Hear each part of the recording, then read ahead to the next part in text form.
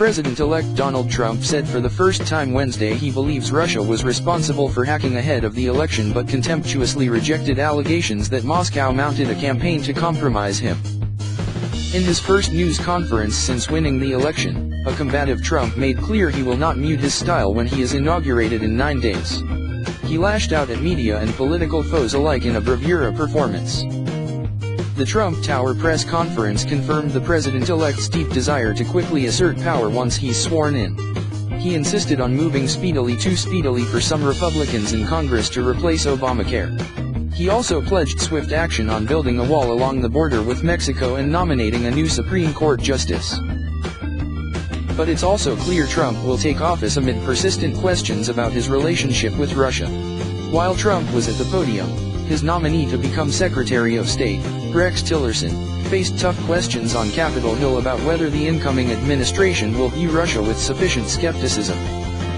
At the news conference, Trump finally conceded he believes Russian President Vladimir Putin's intelligence agencies were behind hacks on Democratic computers ahead of the election but argued that wouldn't happen again. "I think it was Russia," Trump said. "Putin should not be doing it. He won't be doing it.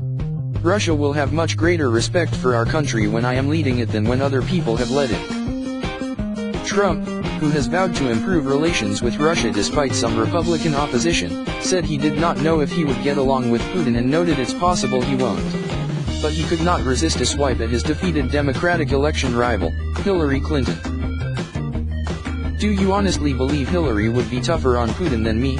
he asked. He added that Russia is not the only nation that hacks U.S. targets and accused Democrats of not having sufficient cybersecurity programs.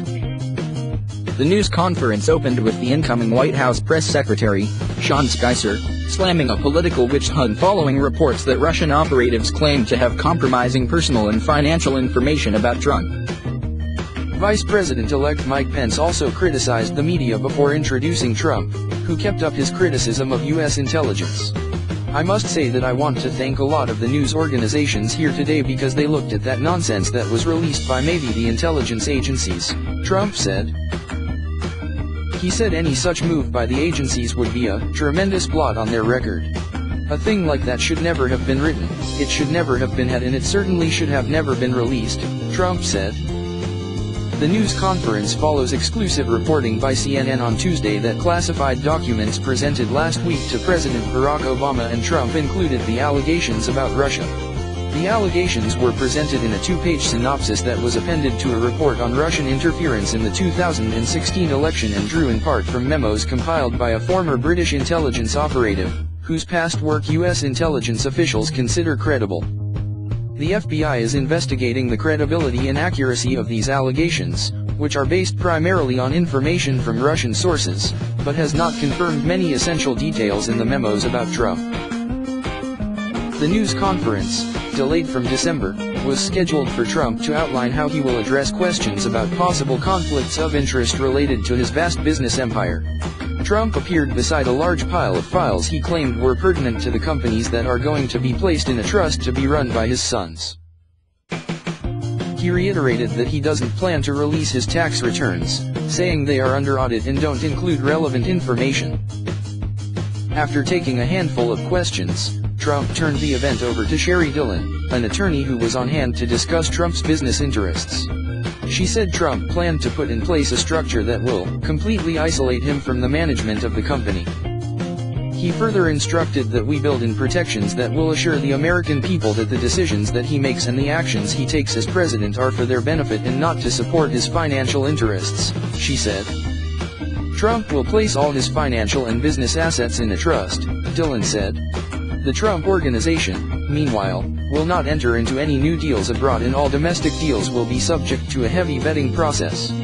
The firm will also appoint a new ethics officer, she said. The president-elect has also terminated a number of deals set to close shortly, a step that had cost him millions of dollars, she said. Dillon argued that the decision had been made not to put all Trump's assets in a blind trust or to divest of all his assets because it would be impractical. She also said that Trump should not be forced to destroy the business that he had built up.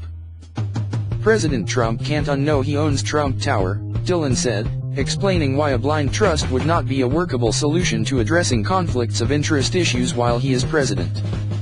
Tillerson said Trump would take other actions to avoid the appearance of a conflict over the emoluments clause of the Constitution, which prohibits the president from accepting gifts from foreign governments unless authorized by Congress. She said it was unfair to apply the clause to Trump's arm's-length transactions that he had nothing to do with or was not aware of. Just like with conflicts of interests, he wants to do more than what the Constitution requires, she said. President-elect Trump has decided, and we are announcing today, that he is going to voluntarily donate all profits from foreign government payments made to his hotels to the United States Treasury.